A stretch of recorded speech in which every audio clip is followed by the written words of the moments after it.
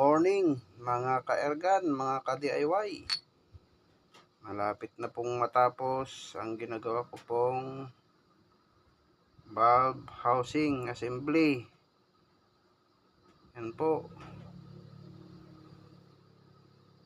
Butas para po sa transfer port, saka butas para sa firing pin.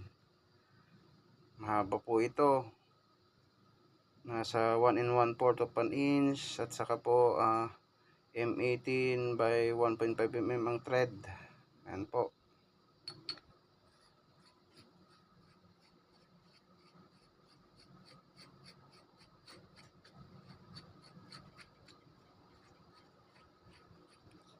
Ayan, fit na fit po siya.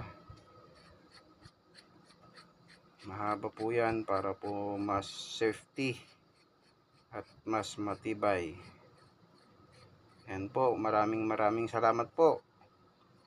Pa-subscribe, like and share para po sa susunod pang mga video. Maraming salamat po. Thank you.